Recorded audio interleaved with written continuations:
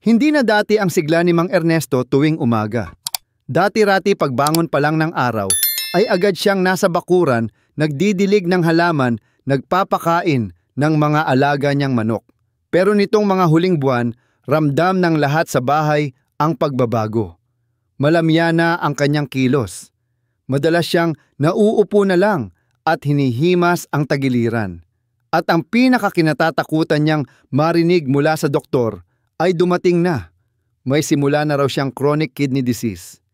Sa edad na 68, hindi na biro ang bawat sintomas na nararamdaman niya. Mas madalas siyang makaramdam ng panlalambot, pagsusuka at paminsan ay hindi makaihi ng maayos. Sinabihan siya ng doktor na habang hindi pa malala ang kondisyon, kailangang magbago na siya ng lifestyle lalo na sa pagkain. Ang sabi pa ng doktor, maraming prutas ang may kakayahang tumulong sa paglilinis ng kidney at pag-iwas sa paglala ng CKD.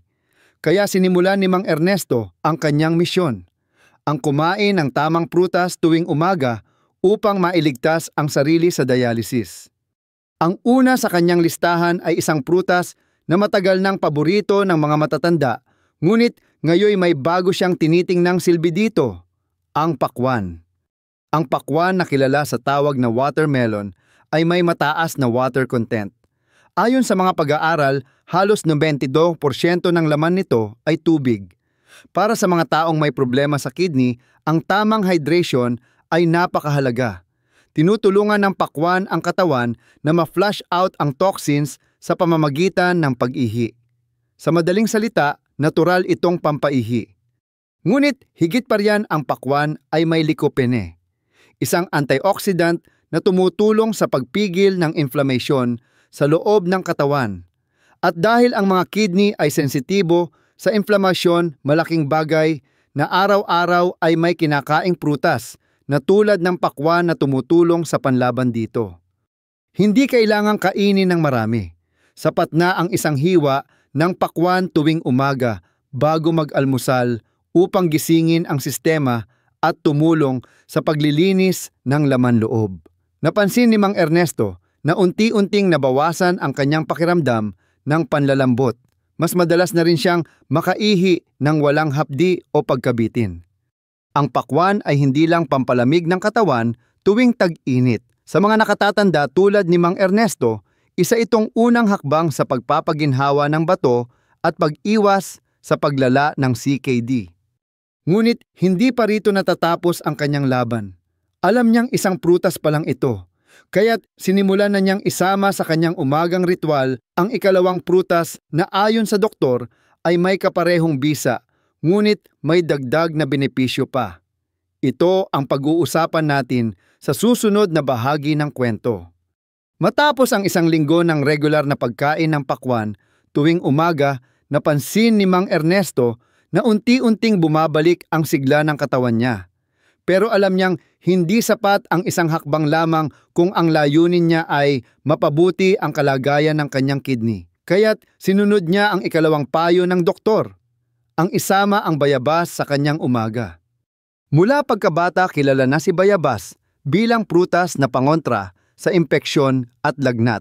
Ngunit hindi ito karaniwang naiisip bilang prutas para sa kidney. Ang totoo, maraming matatanda ang hindi alam na ang bayabas ay may mataas na level ng antioxidants, lalo na ang vitamin C na tumutulong sa pagprotekta sa mga selula ng katawan laban sa pagkasira. Sa mga taong may CKD, ang pagkasira ng mga selula sa loob ng kidney ay isa sa mga pangunahing dahilan ng paglala ng kondisyon. Araw-araw, bago siya uminom ng kahit anong inumin sa umaga, naghihiwa na si Mang Ernesto ng 1 o 2 pirasong bayabas. Hindi niya ito nilalagyan ng asin, hindi rin siya gumagamit ng sausawan. Pinipili niyang kainin ito ng hilaw balat at lahat dahil nandoon ang karamihan ng nutrients. Ang maliliit na buto ay minsan ay naiilagan ng ilan, pero para sa kanya, sanay na siya dito, lalo na't alam niyang makakatulong ito sa kalusugan niya. Isa sa mga mahahalagang bahagi ng bayabas ay ang dietary fiber. Sa taong may kidney issues, mahalaga ang regular na pagdumi upang mailabas ang mga basura sa katawan. Kapag mabagal ang galaw ng bituka, mas bumabagal din ang paglabas ng toxins na maaaring maipon at makaapekto sa bato. Kaya nang napansin ni Mang Ernesto na mas madalas na siyang dumumi nang hindi nahihirapan, alam niyang epektibo ang bayabas sa kanyang katawan. Hindi rin maikakaila ang epekto ng bayabas sa blood sugar level. Ayon sa mga bagong pag-aaral, ang bayabas ay nakakatulong sa pag-stabilize ng blood sugar. At kung may diabetes ang isang tao, mas mataas ang risk niya na magkaroon ng CKD. Kaya para kay Mang Ernesto na dati nang may borderline diabetes, doble ang benepisyo ng bayabas. Isang umaga habang abala siya sa paghihiwa ng bayabas sa kanyang lamesa sa kusina, tinanong siya ng kanyang apo, "Lian, Lolo, bakit araw-araw kang kumakain yan kahit wala namang chocolate o asukal?" Napangiti si Mang Ernesto. "Kasi apo, hindi lang basta masarap ang importante. Dapat yung makakabuti sa loob ng katawan natin, lalo na sa bato ko." Sa simpleng pag-uusap na iyon, naipasa ni Mang Ernesto ang aral na hindi lang gamot ang lunas. Minsan ang prutas sa mesa tuwing umaga ang pinakasimpleng paraan upang ipaglaban ang kalusugan. Ngunit hindi pa roon natatapos ang kanyang umagang ritual. May isa pang prutas na kanyang nadiskubre. Kulay dilaw ito, matamis, at may taglay na lakas para sa mga bato. Sa susunod na bahagi ng kwento, tatalakayin natin ang ikatlong prutas na ginawang mahalagang bahagi ng kanyang umaga. Matapos ang ilang linggo ng sunod-sunod na umaga na may pakwan at bayabas, muling bumisita si Mang Ernesto sa kanyang doktor para sa routine check-up. Bagamat hindi pa tuluyang nawawala ang kanyang CKD, mas maganda na ang resulta ng kanyang creatinine at mas bihira na ang pagkirot ng kanyang tagiliran. Lalo siyang ginanahan sa pagsunod sa payo ng doktor. Sa sumunod na linggo, isinama niya ang isa pang prutas sa kanyang umagang ritual, saging. Hindi ito bago sa kanya. Lumaki siyang kumakain ng saging bilang merienda o minsang ulam kung walang iba sa mesa. Ngunit ngayon, may bago na siyang dahilan sa pagkain nito upang tulungan ang kanyang kidney.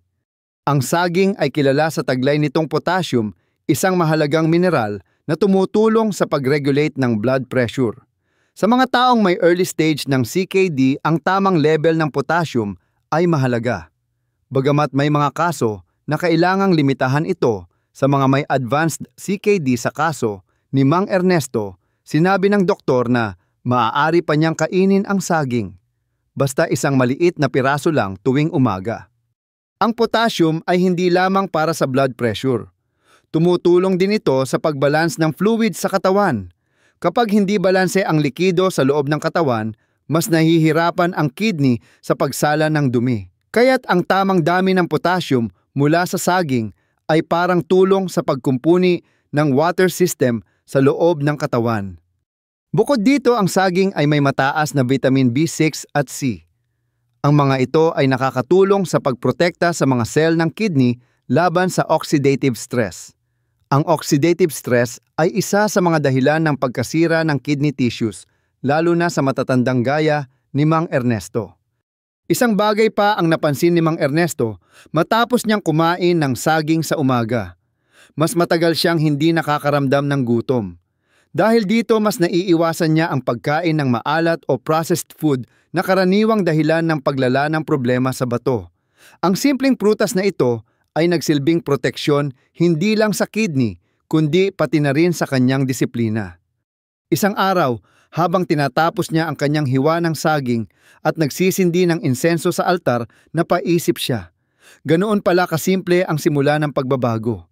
Isang pakwan, isang bayabas, isang saging. Lahat ito'y may kakayahang gumawa ng milagro basta't tuloy-tuloy at may tiwala sa proseso. Ngunit may isa pang prutas na kanyang inabangan. Hindi ito karaniwang inihahain sa almusal, pero ang taglay nitong epekto sa kidney ay kahanga-hanga. Sa susunod na bahagi, aalamin natin ang ika-4 na prutas na ginawang sandigan ni Mang Ernesto sa kanyang pagbangon mula sa sakit. Sa patuloy na pag-aalaga sa sarili, unti-unting nararamdaman ni Mang Ernesto ang pagbabago. Hindi na siya madaling mapagod tuwing umaga, mas madalas na siyang ngumiti at maging ang kanyang mga apo ay natutuwa sa pagbabalik ng kanyang sigla. Ngunit hindi siya tumigil sa 3 prutas. Sa payo ng doktor, sinimulan niyang isama sa kanyang umaga ang ika-4 na prutas, mansanas. Hindi man ito karaniwang bahagi ng agahan ng marami, lalo na sa probinsya, sinikap ni Mang Ernesto na makahanap ng mga sariwa at abot-kayang mansanas sa palengke. Ang dahilan ayon sa doktor niya ay simple ngunit makapangyarihan. Ang mansanas ay isa sa pinakamabuting prutas para sa kidney. Una sa lahat, ang mansanas ay may pectin, isang uri ng soluble fiber na tumutulong sa pagpapababa ng kolesterol at blood sugar. Para sa mga may CKD, napakahalaga ng kontrol sa asukal sa dugo at kolesterol dahil kapag tumataas ang mga ito, mas lalo silang nagpapalala sa kondisyon ng bato. Isa pa, ang mansanas ay may anti-inflammatory properties. Sa mga pasyenteng may sakit sa bato, ang pamamaga sa loob ng katawan ay nagiging sanhi ng patuloy na pagkasira ng kidney tissues. Ang pagkain ng mansanas araw-araw ay nakatutulong upang mabawasan ang inflamasyon at mapanatili ang maayos na daloy ng dugo. Hindi rin matawaran ang kakayahan ng mansanas sa pagsuporta sa digestion. Tulad ng bayabas, ang mansanas ay may fiber na tumutulong sa regular na pagdumi. Sa ganitong paraan, mas naiiwasan ang pagkaipon ng toxins sa katawan na labis na pinapasan ng mga kidney kapag hindi maayos ang elimination ng dumi. Sa kanyang bagong ritual, inilalagay ni Mang Ernesto ang isang hiwa ng mansanas sa tabi ng kanyang bayabas at saging. Bagamat simple lang ang mga prutas na ito, para sa kanya ay parang gamot na rin ito na walang side effect. Sabi nga niya sa sarili, kapag araw-araw mong nililinis ang katawan mo sa natural na paraan, mas babagal ang pagkasira ng loob mo. Isang umaga, napansin ng kapitbahay nilang si Aling Dory, si Mang Ernesto, na muling nagdidilig ng halaman, may hawak na baso ng tubig at mansanas sa kabilang kamay. Mukhang bumabalik ang dating lakas mo, Erning, aniya. Ngumiti si Mang Ernesto at sumagot, bumabalik kasi binibigyan ko na ng importansya ang umaga ko. Hindi ko na sinasayang ang pagkakataon para alagaan ang sarili ko. Ngunit hindi pa doon natatapos ang kanyang ritual. May isa pa siyang prutas na isinama sa kanyang almusal. Isang prutas na may natatanging kakayahan sa detoxification at madalas hindi pinapansin. Sa susunod at huling bahagi ng kwento, tatalakayin natin ang ika-5 prutas na sinimulang yakapin ni Mang Ernesto bilang bahagi ng kanyang araw-araw na pagbangon. Hindi inakala ni Mang Ernesto na ang prutas na dati ay pangkaraniwang merienda lamang sa hapon ay magiging bahagi ng kanyang pag-asa tuwing umaga. Ang papaya, na karaniwan lang sa mga bakuran ng probinsya, ang naging ika-5 prutas na isinama niya sa kanyang umagang ritual upang tulungan ang kanyang kidney at pigilan ang paglala ng CKD. Bakit papaya? Ayon sa doktor ni Mang Ernesto, ang papaya ay may natatanging taglay na enzyme na tinatawag na papain na tumutulong sa mas mabilis at maayos na pagtunaw ng pagkain. Kapag mas maayos ang panunaw, mas kaunting lason ang naiipon sa katawan. At kapag mas kaunti ang lason, mas magaan ang trabaho ng mga bato sa pagsala ng dugo. Bukod sa papain, ang papaya ay mayaman sa vitamin A, C at E. Ang kombinasyong ito ng mga bitamina ay makapangyarihang panangga laban sa oxidative stress, isang pangunahing dahilan ng pagkasira ng kidney cells. Hindi rin dapat maliitin ang fiber na taglay nito na tumutulong sa regular na pagdumi at paglilinis ng bituka. Sa katunayan, mas pinili pa ni Mang Ernesto ang papaya bilang almusal kaysa sa kanin tuwing hindi siya nagugutom. Ang pinakanagustuhan niya sa papaya ay ang kanyang epekto sa pag-iwas sa constipation na dati ay palaging problema niya. Kapag constipated si Mang Ernesto, sumasakit ang kanyang tiyan, hindi siya makatulog at mas lalong nararamdaman niya ang pananakit ng kanyang tagiliran. Pero mula nang araw-araw siyang kumain ng isang hiwa ng hinog na papaya sa umaga, naging regular na ang kanyang pagdumi. mas gumaan ang kanyang pakiramdam at mas maganda ang kanyang tulog sa gabi. Minsan habang kumakain ng papaya sa terrace, tinanong siya ng kanyang anak, "Itay, hindi ka ba nagsasawa sa paulit-ulit mong kinakain araw-araw?" Ngumiti si Mang Ernesto habang ngumunguya ng papaya. "Anak, kapag alam mong nakakatulong sa iyo ang ginagawa mo, hindi ka magsasawa. Araw-araw pakiramdam ko binibigyan ko ng pagkakataon ang sarili kong mabuhay pa ng matagal." Lumipas ang mga buwan, bumalik siya sa ospital para muling magpa-test. Bagamat hindi tuluyang nawala ang kanyang CKD, nagulat maging ang doktor niya sa resulta. Bumagal ang paglala ng kondisyon, mas maganda ang function ng kidney at bumaba ang kanyang creatinine levels. Isa itong patunay na ang simpleng prutas, kapag isinama sa disiplina at malasakit sa sarili, ay maaaring makapagdulot ng malaking pagbabago. Ngayon, araw-araw sa bahay ni Mang Ernesto, hindi na nawawala ang 5 prutas sa mesa tuwing umaga: pakwan, bayabas, saging, mansanas at papaya. Hindi lang ito simbolo ng kanyang bagong pamumuhay, kundi paalala rin na sa pagtanda hindi kailangang sumuko agad. May magagawa pa. At kung sisimulan sa tamang pagkain, maaaring hindi lang umayos ang katawan, kundi humaba pa ang buhay.